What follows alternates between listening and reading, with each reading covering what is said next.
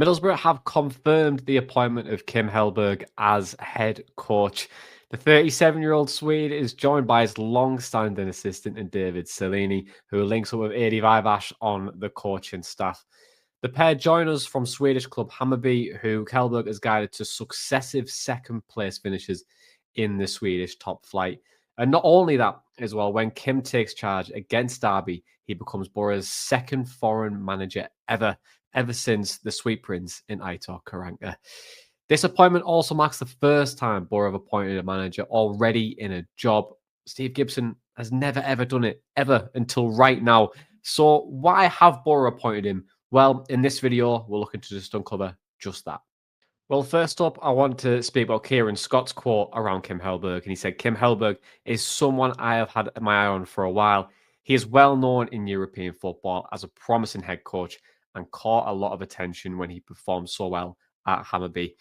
We've had a number of candidates, but Kim Hellberg stood high up on my list of people I want to speak to. We met him and we were very, very impressed by what he had to say and how he carried himself. And we felt that it was actually an appointment that we could move and essentially make us take this club forward. And for Kieran to say that, I think it really shows that the confidence that they have in their head coach.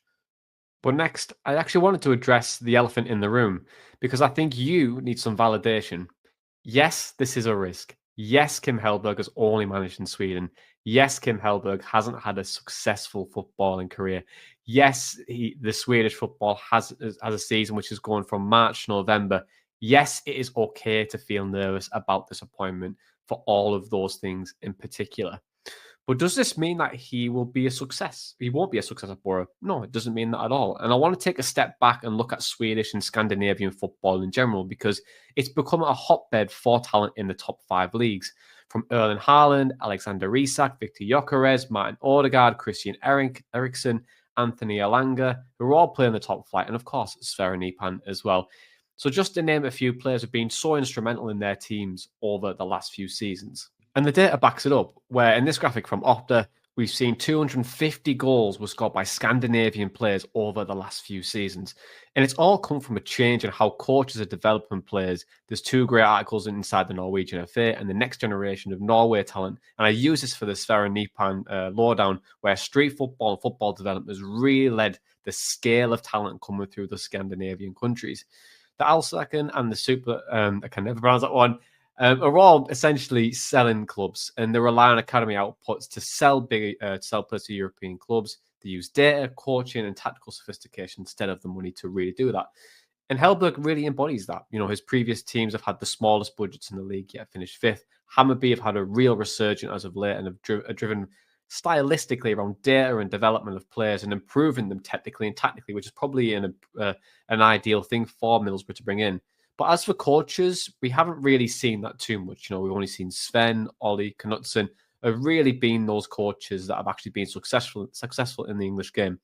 But realistically, these teams are all about intensity. We tend to see Swedish coaches now have a high press and transition game. Teams are happy to build up from the back. And also many sides build up in that 3-2 formation and have inverted fullbacks to really come into the centre of the pitch. And there's a lot of dual 10s as well to really build that box midfield. And this leads me quite nicely to the next point. How does Hellberg set his teams up? So Kim's most common formation was the 4-2-3-1, which he has been using over the last season. He's also used a 4-3-3, a 4-3-1-2, a 4-2-3-1, 3-5-2, and a 3-4-3. However, that's not really something you should hold him by. His assistant, David Cellini, did say that they are more aligned to concept and principles versus systems and formations, which is definitely something which is embodied in Norwegian football when we talk about street football and developing players with the ball. And with those principles, and what are those principles, I hear you ask? Well, 1 is control in the middle, 2 is quick transitions, and 3 is the use of the extra player to cause overloads. But how does that look on the eye? Because, well, it would start in a 4-2-3-1 shape and then move to a 3-2-5 or a 3-2-2-3 when your centre-backs come into that midfield if your fullback isn't doing it, and they become that hold midfielder, and the hold midfielder becomes the 10. But how will this look for Boro? Because Hellberg said he didn't want to change too much in his press conference, and he said that he wants to build on what's been going well over the season so far. And that's been the back five, but very recently it's been the 4-3-3.